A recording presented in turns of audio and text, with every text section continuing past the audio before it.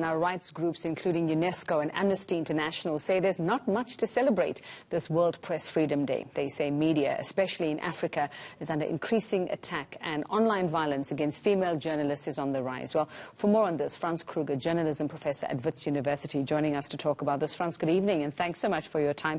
You agree with the sentiment coming from UNESCO and Amnesty International? Do you think that there's not much to celebrate? I mean, we're just looking at words of praise from our very own president for the South African media. Well, I think it's an Media Freedom Day, as it is today, is an opportunity to remember how important the media are. I think there are definitely areas where there are things to celebrate, and it was quite interesting not so long ago to hear the president, as you say, actually highlight the role journalists have played in this country to bring about general knowledge, public knowledge of some very bad things going on in the state, and in that way really affecting the political environment in a very positive way. Of course, at the same time, there are many areas where one has to be really worried. And, you've mentioned the UNESCO report, which looks particularly at the kind of harm and harassment and threats directed at women journalists online and elsewhere. And, of course, that's a huge concern and something that we need to highlight and to think about it all the time. So it's a mixed picture, I think.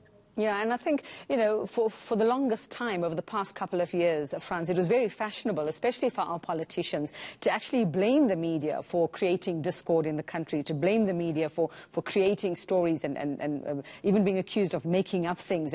But I think the media in South Africa has sort of weathered that storm. Would you say we have weathered it, or do we still face challenges on that front?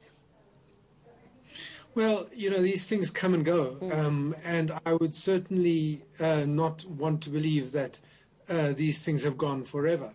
It's true that kind of particular tone of political discourse has softened. I mean, we don't hear that very much at the moment, but it is very possible that it'll come back. I think the price of freedom is eternal vigilance, as was once said. And so, one has to keep an eye open for these things. We have to be grateful for the fact that this particular narrative has stopped in South Africa, and we need to remember that it is very prominent in many, many other countries, and it demands us to keep an eye on developments there and to express our solidarity as journalists and as Democrats for journalists who are facing that kind of threat and pressure.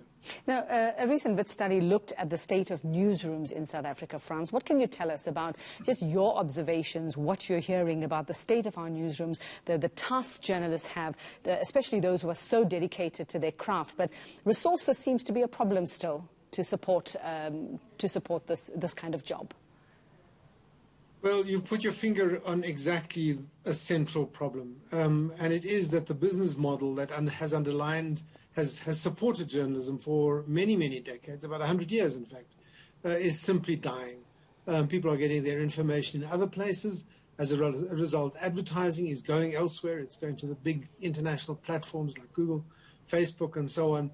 And so the businesses that have published newspapers, particularly, to a lesser extent on television and radio, are simply struggling. We've seen job losses, we've seen closures, and of course that has to have an impact on the quality of work that people are able to offer. I mean, we've just had in this country a very thorough look at the state of ethics in the media, conducted by Judge Kathy Satchwell for the South African National Editors Forum. And she looks really broadly, she and her panelists looked really broadly at the different factors that impact on journalism, and resources are a key issue. It's not the only one, but it is a really important one. I think as citizens of this country, we have to ask ourselves, what are we going to do to keep journalism going? What are the models? Is it paywalls? Is it people paying for online news? Is it some mechanism to tax the international giants? Or what is it? Because really, you can't imagine a democracy in South Africa or elsewhere being functional without journalists being able to do their work. And that does take resources, of course. And, equally worrying, and I think even more disappointing for us, France, is what we're seeing with regard to the treatment of female journalists and what we're looking at, the intimidation, it says, of female journalists on social media, threats of sexual violence, and we've seen that happening over the past couple of years. I mean, it's the year 2021. Why are we seeing this?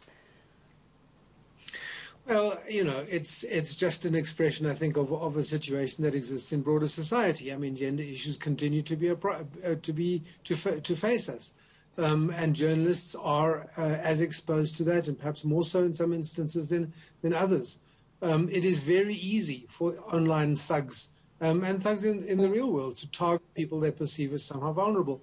And I'm afraid to say that is often targeted at women journalists, and it is something we really need to be concerned about, and that we need to take up in the strongest possible way.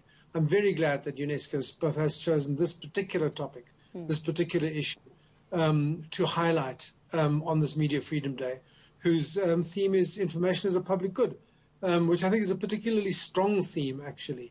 It directs us at the idea that information really is a public good. It is like water, it is like air, something that we need as people and as citizens.